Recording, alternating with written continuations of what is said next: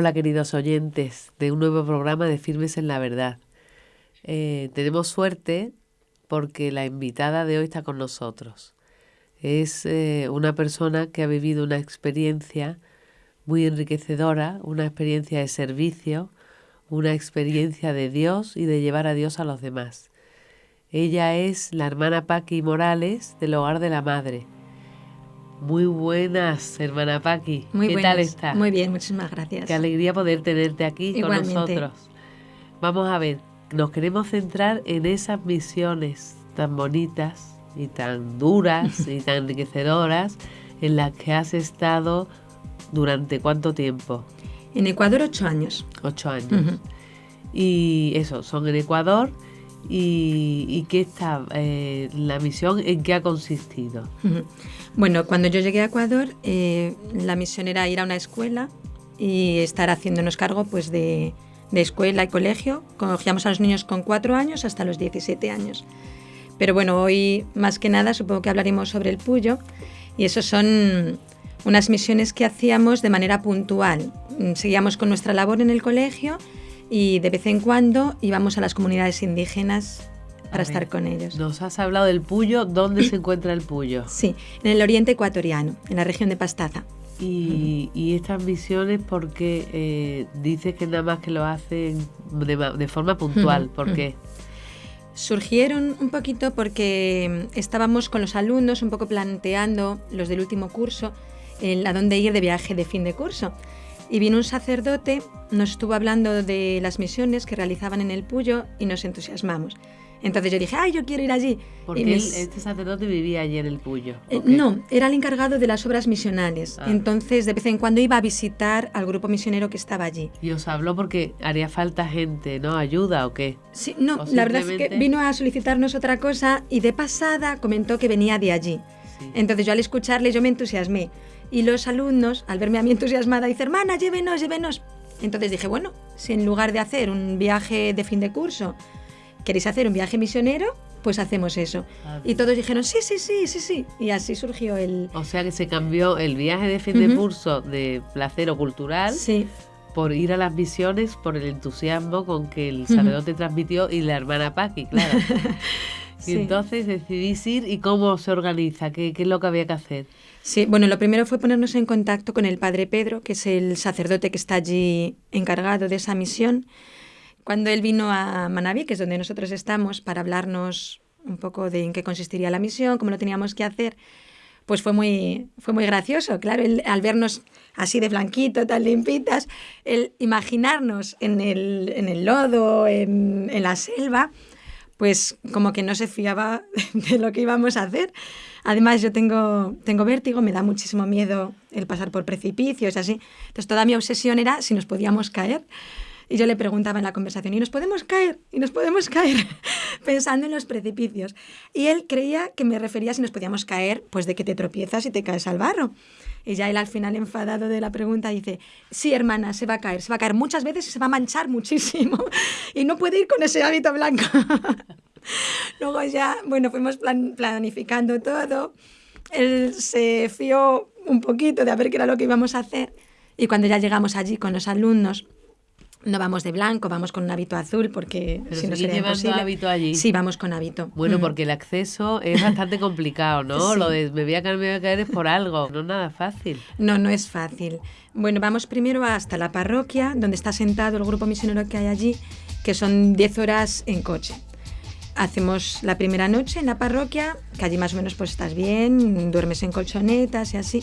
Y luego al día siguiente ya nos organizamos por grupos para ir a diferentes comunidades indígenas que están a distintas distancias para adecuarlo a las fuerzas físicas de cada uno. Entonces la última sí que son 7 horas caminando y es atravesando ríos, es en medio de la selva, con el lodo hasta las rodillas. Bueno, y el río, ¿no? Porque a veces se atraviesa el río por la cintura incluso, con bastante corriente. Sí. Y otras veces vais como en una tirando, ¿no? ¿Cómo le llaman ellos? Tarabita. Tarabita. Sí. La primera vez que fuimos, el primer río que tenemos que pasar lo pasamos en canoa, que también era un espectáculo vernos a las hermanas gritando porque decíamos, si esto se va, claro, con el hábito nos hundimos y nos ahogamos seguro. Y luego ya los otros que pasábamos era caminando. Pero la corriente a veces es muy fuerte, entonces tenemos que ir todos agarrados. Nos solemos poner un hombre, una mujer para ir más firmes y pasarlo a la vez para que no nos arrastre la corriente. Y otras veces ya por otro de los ríos hemos pasado en tarabita, que es una cuerda y vas pues como en una jaula que va enganchada en esa cuerda, pero vas tirando y vas para tirando poder de otra llegar para poder hasta el otro avanzar. lado. O sea Sí, que sí. también se pasa, si tienes vértigo, eso se puede Sí, pasar un poquito mal. de miedo. Lo pasamos rezando Ave Marías o gritando. Cada una desahoga como puede. Y entonces cuando llegas a esos pueblos de misiones, ¿qué te encuentras? A ver, pues bueno, cuando llegas muerto. Yo siempre digo que el romanticismo de las misiones, que muchas veces uno tiene, verlo todo de una forma un poco idílica, ¿no? De, bueno, llego allí, voy caminando, me encuentro a los niños descalzos y tal. El romanticismo a los 10 minutos se acabó. Porque con la dureza del camino se te pasa todo ese romanticismo.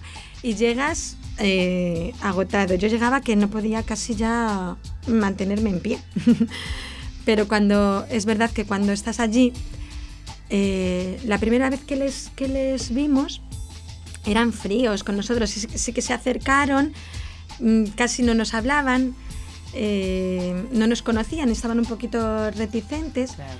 pero lo que más te impresiona es que cuando comienzas a hablarles de Dios, ellos no conocen nada, al principio nada. No sabían ni santiguarse, ni el Padre Nuestro, ni que existe un Dios que les quiere. Entonces como que dices, bueno, todo el cansancio mereció la pena si puedes ayudar a que alguien conozca a Dios. ¿Y entonces qué hacéis con ellos? ¿Cómo organizáis? Porque si os podéis comunicar con ellos, porque ellos hablan castellano o qué español. Su idioma es el shuar. Son indígenas, conocen un poquito el castellano, entonces entendernos sí nos entienden. Sí. Hablarlo lo hablan, pues como cuando vimos en las películas hablar a los indios, ¿sí? Pero sí nos podemos comunicar bien. Sí. Entonces, cuando vamos, yo te voy a contar la última comunidad, que es a la que yo he ido casi siempre. Me impresiona mucho su generosidad porque esa semana estamos durante una semana con ellos. ¿Y todos los años una semana hacéis o cómo? Descubrimos estas comunidades nosotros hace 1 año y medio y hemos ido 4 veces. Intentamos ir como cada 3 meses, cada 4 meses. Y a ellos les gusta, reciben, sí, contentísimo. Sí, se ha ido viendo un proceso de la primera vez que fuimos a la última vez que hemos ido. Qué bien. Sí, entonces ellos cuando llegamos suspenden toda actividad. Los niños no van a la escuela y los adultos, bueno, ellos a lo que se dedican es a cazar para poder comer algo, porque en el lugar donde están pasan muchísima hambre, no hay carreteras, no hay nada para poder ir a comprar. Entonces están desnutridos, están con muchas enfermedades, pero esa semana ni siquiera van a cazar, entonces la semana que estamos, pues no comen, casi no se alimentan, porque lo que quieren es que hablemos de Dios. Fíjate. Entonces organizamos toda la mañana de catequesis, toda la tarde de catequesis, a la noche tenemos la misa y están así los días que estamos. ¿Cuántos días estáis? ¿Una semana? La misión dura una semana, pero perdemos varios días en el viaje. Uno en los coches, otro en llegar caminando y otro de regreso. Se nos queda realmente en 3-4 días. Y algo comeréis, ¿no? Cuando os lleváis vosotros comida. Sí, ellos no nos pueden dar de comer, entonces solemos llevar enlatados para poder calentarlos allí en un fuego y comer de eso. ¿Y a ellos les dais de lo que lleváis? ¿Les gusta? Realmente no podemos llevar mucho porque no podemos ir cargados. El camino es tan duro que no podemos ir ni siquiera con el peso de las mochilas. Vienen a recibirnos 2 indígenas con un caballo y el caballo puede llevar el peso de los alimentos de esos días. Pero ni siquiera podemos llevarles directamente muchas cosas materiales porque el caballo también se cae en el río, se queda en el lodo. La primera vez que fuimos, por ejemplo, habíamos desayunado a las 6 de la mañana, llegamos como a las 5 de la tarde o 4 de la tarde, en lo que nos aseamos un poco, tuvimos la misa, el caballo se perdió y llegaron las 9 de la noche y no habíamos comido nada, desde las 6 de la mañana hasta las 9 de la noche y no llegaba el caballo. Tuvieron ellos, no sé si había una gallina en toda la comunidad, la mataron en ese momento, la echaron un ratito en el agua y nos la sirvieron para que nosotros la cenáramos. Ay, pobre, sí. O sea, que entonces, generosísimos. Sí, te dan lo que tienen. Es muy impresionante. ¿Y ellos qué comen en los días que no estáis? Porque es que ¿cómo van a aguantar? ¿Cómo aguantan? Pues comen plátano y yuca. La yuca es parecido a la patata. Entonces viven de eso, hacen chicha, que es como su alimentación base, y de eso se alimentan esos días, prácticamente. Bueno, lo hacen allí. Están acostumbrados a comer eso ellos, ¿no? Porque de proteína y eso no comen, es todo vegetal. O sea que son pobres. O sea, solo cuando van a cazar y pueden traer algo de carne y así, pero o pescan algo en el río, pero sí viven en una pobreza extrema. Pero están contentos, ¿son felices con esa pobreza o qué? ¿Cómo es su mundo? A ver, el sufrimiento no te lo quita. Tengo la tentación de decirte, sí, son felices, pero sufren mucho, sufren mucho. Es verdad que yo veo una sencillez que ya no tenemos aquí, una apertura a Dios que aquí ya no se tiene y tienen ese deseo de conocer. Los niños son los más bonitos del mundo. Pero ¿Cómo le explicáis a gente que no ha oído hablar de Dios? ¿Cómo le habláis de Dios? Pues mira, empezamos hablando de la creación. Nosotros nos organizamos unas catequesis, comenzamos hablando de la creación, de la caída, luego del pecado y de Jesucristo. Esa fue la catequesis básica que hicimos la primera vez. El padre, cuando íbamos a salir de misión, nos avisó: hermanas, nada de hablar de que solo pueden tener una mujer, porque allí, claro, pues están con muchas mujeres, hay poligamia. Sí. Claro. No, y que decía, y ellos no están acostumbrados y no lo van a aceptar bien y a lo mejor se molestan. Entonces, bueno, mi experiencia fue que comencé a hablarles de la creación, les hablé de Dios hizo al hombre y a la mujer y con la misma dignidad, y la sorpresa que una mujer de los indígenas me pregunta: entonces, si tenemos la misma dignidad y los mismos derechos y así, ¿puede un hombre tener varias mujeres? Y yo, y me ha dicho el padre que no tocara el tema. Y nada, pues dije, pues no. Digo, entiendo que hasta ahora han vivido así, no conocían que era lo que Dios quería, pero no es eso en el plan de Dios. Entonces de repente todos empezaron a hablar en su bar. Una revolución se armó allí, todos, y yo no entendía nada. Digo, ahora mismo se marcha el tipo y coge la lanza y viene a por mí. Y yo les decía, no entiendo. Alguien que me traduzca. Pero nada, estaban enfadadísimos. Y bueno, acabamos la catequesis, llega el padre y digo, ay, padre, perdóneme, pero ya metí la pata. Y lo que no había que decir, justo lo he dicho. Entonces nada, el padre dijo, bueno, voy a hablarles un momento, sé que la hermana Paqui ha dicho eso y tienen que entender que así es. Dios solo quiere un hombre con una mujer. Y habló más fuerte todavía que yo. Entonces parecía que se iban a cerrar, pero después no. Y entonces ha habido un proceso, han ido acogiendo todo lo que se les ha ido enseñando y ahora en febrero se va a construir allí, en esa comunidad, una capilla y va a haber 4 matrimonios. Fíjate. 4 indígenas que han decidido realmente, pues, se han bautizado, van a hacer la comunión y se van a casar. Ay, qué maravilla. Sí, sí. O sea que esas misiones se han empezado y se siguen continuando. Sí, se continúan. Porque ellos tienen ansia de Dios, ¿no? Mucho.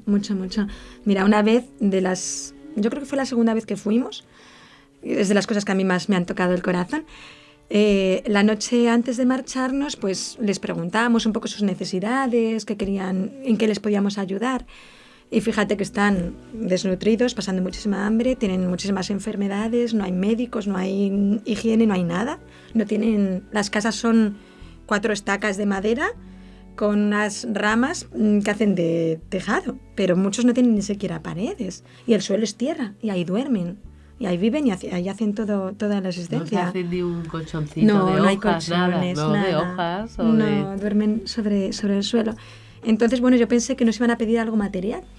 Y cuando se pusieron a hablar, nos dijeron, aquí estamos, tenemos nuestras casas, y Dios no tiene casa, y Dios no tiene nada. Entonces lo que les pedimos es que nos ayuden a construir una casa para Dios. ¡Qué bonito! Y nos decían, cuando ustedes se marchan, nosotros quedar tristes, porque nosotros querer oír hablar de Dios y nadie hablar de Dios. Entonces, claro, queda ahí el corazón. ¡Qué bonito! ¡Qué emocionante! Sí, mucho. Así que volvéis cada 3 meses. 3, 4 meses, sí. Pero bueno, ahí hay un grupo permanente que está el padre Pedro con los misioneros. Lo que pasa es que están en la parroquia, ellos tampoco van a las comunidades indígenas más que cada 3 o 4 meses. Claro, porque no les da la vida. No. Oye, qué impresionante. ¿Y cada poblado de estos cuántas personas tiene? Normalmente se compone de unas 12, 14 familias. Sí, son comunidades, por cultura de ellos, son comunidades pequeñas. Entonces se componen de 12 o 14 familias. con muchísimos niños, muchísimos niños. ¿Cuál es el promedio de número de hijos? La verdad es que a lo mejor 6, 7 niños. Ah. Muy, muy Ay, qué bonitos. bien, qué bonito, pues. Y después, por ejemplo, ya la catequesis, ¿cómo vais? Ya una vez que habéis llegado, ¿le seguís? ¿Y qué temas tocáis? Bueno, la primera que hicimos fue en lo básico. Otra de las veces que hemos ido, como fue, creo que coincidió con octubre, el mes del Rosario, pues lo estructuramos con los misterios del Rosario. Les enseñamos a rezar el Rosario. Ahora ellos se reúnen en comunidad para rezarlo juntos. Qué bien. Y a partir de los misterios, pues vas hablándoles de Jesucristo. Nos vamos organizando. Las hermanas nos ocupamos de la catequesis de adultos. Siempre vamos con un grupo de jóvenes. Ellos se encargan de los niños. Y el padre apoya las dos cosas, tanto con los adultos como con los niños, y se encarga de escuchar confesiones, de los sacramentos. Me imagino que la gente joven que lleváis vuelve encantada, ¿no? Sí, siempre es una experiencia muy fuerte. Yo creo que a algunos les cambia la vida realmente, y depende de cuánto se den.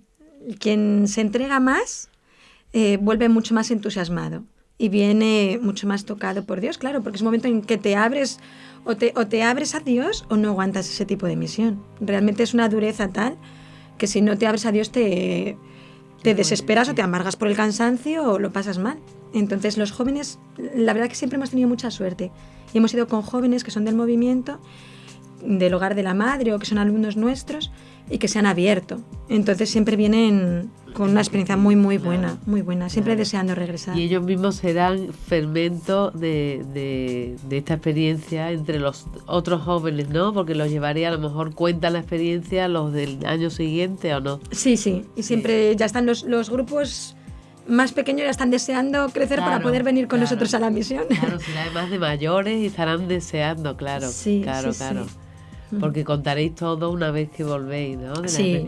¿Y no lleváis médicos con vosotros?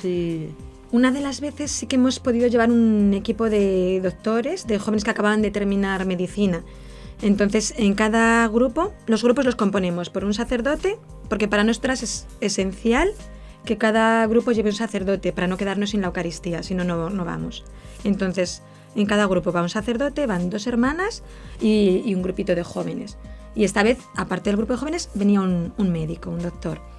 Entonces fue muy bonito porque siempre nos centramos en la evangelización, pero también lo que se puede hacer por ayudarlos, claro, queremos hacerlo. Y el doctor estuvo atendiendo a todos, atendió a los adultos y a todos los niños. Entonces, a mí me gusta mucho porque se ha visto el fruto también en ese sentido. Una de las comunidades, la última a la que llegamos, Jean-Pis, estaban llenos de heridas por todo el cuerpo, la cabeza, los oídos, todo, estaban en carne viva y sufriendo mucho por las picaduras de los mosquitos, por mordeduras de murciélagos, y como no hay higiene todo se les infecta, entonces estaban muy mal. Y el doctor estuvo atendiéndoles, las hermanas y los jóvenes estuvieron ayudando, y el doctor les dio unas clases de cómo poder hacer las curas, de cómo mantener lo más higiénico que se pueda.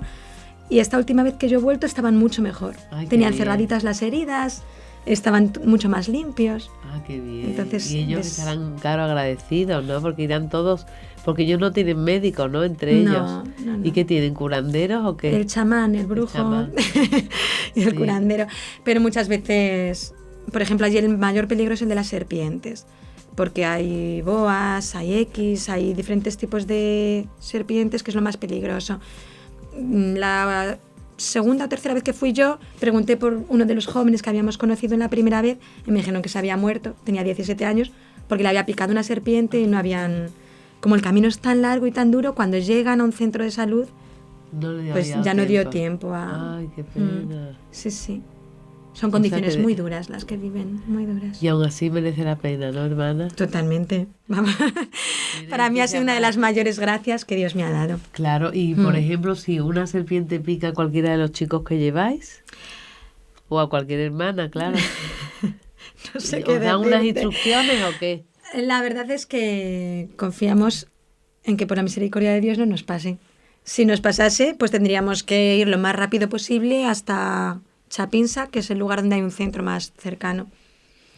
pero confiándonos en el Señor y en nuestra Madre Santísima, que aplastó la cabeza de la serpiente, pues no solo que sea la figura del demonio, sino yo le digo, mamá, tú también vete aplastando las serpientes naturales. Hombre, Mira, es un regalo. Sabrá, ¿no? El padre Pedro sabrá algo. Tiene pánico a las serpientes, ¿Sí? el padre Pedro. Y es el que sigue yendo por Sigue allí. yendo. Mira, para mí también una gracia muy grande ha sido conocer al padre Pedro, porque él está feliz, feliz, y parece que nada le cuesta. Y yo le pregunté un día, padre, ¿qué es lo que más le cuesta de la misión? Y me dice todo. Y le digo, pero bueno, todo concretamente. Y dice, mira, hermana, no me gusta nada la soledad. Y allí él pasa meses y meses, o sea, que está prácticamente también solo, sin poder hablar con alguien, una conversación así más enriquecedora. Dice, me da muchísimo miedo el río y continuamente tiene que atravesar el río. Me dan muchísimo miedo las serpientes. Dice, esta es la primera vez que he podido hacer el camino tranquilo porque solo podía pensar en ustedes, en que no les pudiera pasar nada a ustedes y me he podido olvidar de las serpientes. Dice, pero si no, voy todo el tiempo muerto de miedo. Sí. Y dice, me da miedo la oscuridad, o sea, no me gusta la oscuridad. Y allí no hay luz, en las comunidades no hay luz, no hay agua corriente, no hay nada. Entonces, claro, se vive con el sol, ¿no? Sí, y sin embargo tiene una alegría, manifiesta una alegría que para mí era un ejemplo. Digo, si él lo vive todos los días, Fíjate. Costándole tanto, pues aunque a mí me cueste, lo estoy viviendo solo una semana, me tengo que dar con la misma fuerza o la misma generosidad con la que se da el sacerdote. Fíjate, qué mérito el padre Pedro. Sí, la verdad. Aprovechamos para pedir oraciones por el padre Pedro, porque necesita también la fuerza de la oración de los demás. Claro. No, oraciones por todos. Sí, sí, sí. Y por todas aquellas comunidades, por esa fe que va avanzando, por los jóvenes que van y que se enriquecen. Porque se nos acaba el tiempo de la entrevista, aunque se nos ha pasado volando, ¿eh? Sí, hermana Paqui. Pues qué alegría. Y ahora en España ya no vuelve, ahora está destinada en España y no va a volver en un tiempo allí, ¿o qué? Mira, pues antes de contestarte a esta pregunta, voy a decirte una última cosa. A mí siempre me preguntan, ¿por qué te gusta tanto ir al Puyo? ¿Por qué te gusta tanto estar allí? Y yo lo pensaba, y digo, la verdad que con toda la dureza y con todo, porque me gusta. Y experimentaba que por lo que más me toca es porque allí experimento que Dios ama a través de mí. Yo nunca he tenido una experiencia tan fuerte de Dios como allí, de Dios dentro de mí, amando a esos niños, a esa gente que no conoces de nada, que físicamente puede ser incluso muchas veces desagradable, y ves que te nace un amor en el corazón que te desborda. Entonces, como que la experiencia no es una experiencia social, no es una experiencia de estar con los pobres, es sobre todo una experiencia de Dios. Entonces ahora me han destinado aquí, voy a estar en España o en donde sea, hasta que Dios quiera, pero le pido al Señor que me dé esa misma gracia, que lo mismo que Él ha amado a esos niños, a esos indígenas, a través de mí, pues que pueda seguir amando a través de mí, ahora pues con la gente con la que voy a estar. Oye, hermana Paqui, que cierre más bonito, pues no tengo nada más que decir, queridos oyentes. Hemos disfrutado muchísimo de la descripción de la misión del Puyo y de todo lo que ella nos ha contado. Hasta el próximo programa. Muchas gracias.